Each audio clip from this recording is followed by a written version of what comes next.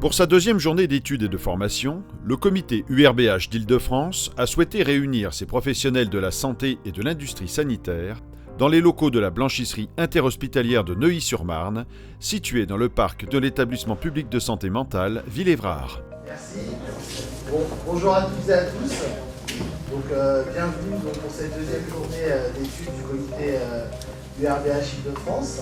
Cette année, on est dans notre unité à Neuilly-sur-Marne, unité plus historique, qui a évolué avec le temps, comme on le rappelait ce matin, qui a démarré en étant la blanchisserie de Villévrard, puis une convention avec un établissement et fait boule de neige. Ça permet aussi d'ouvrir, d'avoir un tour d'horizon des blanchisseries interhospitalières en Île-de-France, un peu de pouvoir voir différentes configurations. Et ça permet également aussi aux adhérents d'autres BIH qui peuvent visiter souvent l'unité dans laquelle leur linge est traité, de voir un petit peu ce qui se fait ailleurs. À cette occasion, l'unité a ouvert ses portes pour convier les visiteurs à une découverte des locaux. Nous sommes une blanchisserie qui traite actuellement à peu près 17 tonnes de linge quotidiennement pour tous nos adhérents de l'Est francilien, de Saint-Denis pour l'établissement le plus au nord jusqu'à Villeneuve-Saint-Georges, voire Villejuif pour l'établissement le plus au sud. Donc notre entreprise publique compte à peu près une centaine de personnes et nous sommes contents, vraiment très heureux de recevoir tous nos partenaires publics et privés pour cette deuxième journée de l'URBH. Donc je suis heureux que l'association de blanchisserie hospitalière fournisse le cadre de ces échanges. Je suis heureux que le GCS fournisse le lieu de la rencontre. Et je vous renouvelle mes souhaits de bienvenue et de pleine réussite de cette journée. Merci.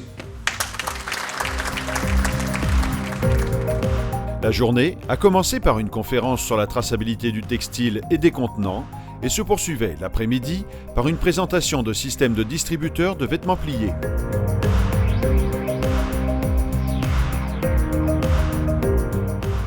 L'intérêt après, nous en tant que responsables de blanchisserie, de pouvoir se réunir et de créer cette union, c'est de pouvoir passer des conventions ensemble, d'être plus forts ensemble. Aujourd'hui, on a une puissance en blanchisserie interhospitalière d'une 60aine de tonnes, entre le 93 qui nous ont accueillis aujourd'hui, le 95 et le 78, on a 60 tonnes de linge avec autant d'expérience. Aujourd'hui, on est en train d'élaborer une convention qui va nous permettre de dépanner. On a un problème technique, plutôt d'aller passer un marché avec nos concurrents privés. On va ensemble pouvoir essayer de se dépanner si on a un problème technique, si on a un accident, si on a un manque de linge. Ça rassure nos adhérents et le fait et le faire savoir au cours de ces journées-là.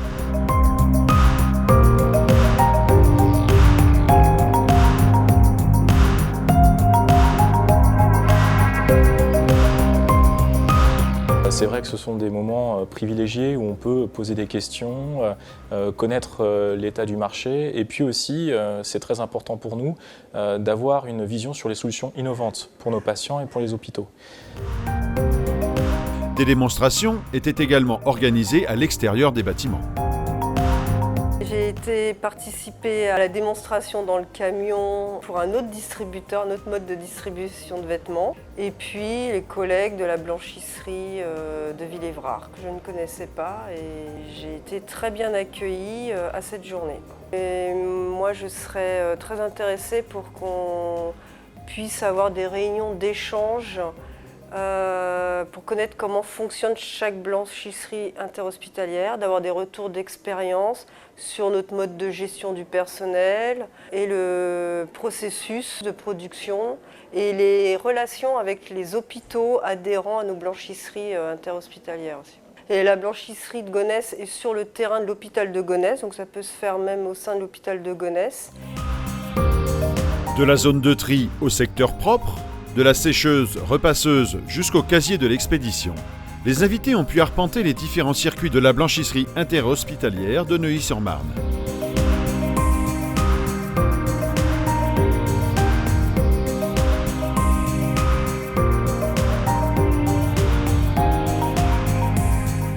À l'heure encore une fois, de la nécessité de vraiment caler les dépenses budgétaires des établissements membres, dont les budgets sont encadrés par l'ARS, soit par des plans de retour à l'équilibre ou de maintien, la dépense de linge est un vrai noyau dur pour ces directeurs économiques. L'ARS, l'Agence régionale de santé, qui est notre tuteur, entre guillemets, voit d'un bon œil ces coopérations. Voilà. Les hôpitaux, bien sûr, l'ONDAM, les dépenses de santé vont en augmentant, donc il faut essayer d'y réduire. Et quand on peut faire diminuer les coûts en se mutualisant, en se regroupant, si chaque établissement a une petite blanchisserie de 5 tonnes, ça va être très coûteux. Si 3 établissements se regroupent pour faire 15 tonnes, ça sera moins coûteux. Donc c'est dans le sens de l'histoire. Et c'est l'avenir du service public et c'est une démonstration comme quoi, quand les établissements hospitaliers se regroupent, ils peuvent être performants. Et bon, je suis assez fier d'y avoir participé.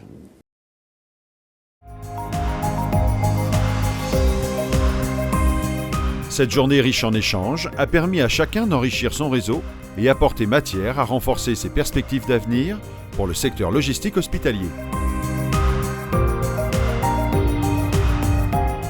Pour clôturer donc cette journée, je tiens une nouvelle fois à remercier l'ensemble des partenaires publics comme privés, les adhérents, les fournisseurs, d'avoir participé à cette journée, d'y avoir été actifs, d'avoir vraiment échangé. J'espère que tout le monde aura réussi à trouver des solutions ou au moins des éléments de réponse aux questionnements qu'ils pouvaient avoir. Je souhaite également remercier l'équipe de la blanchisserie de Neuilly-sur-Marne, donc le GCS BEF, de nous avoir accueillis pour cette journée. Et j'espère vraiment que la 3e journée du comité, donc où le lieu n'est pas encore arrêté, connaîtra un succès au moins équivalent l'année prochaine. À bientôt.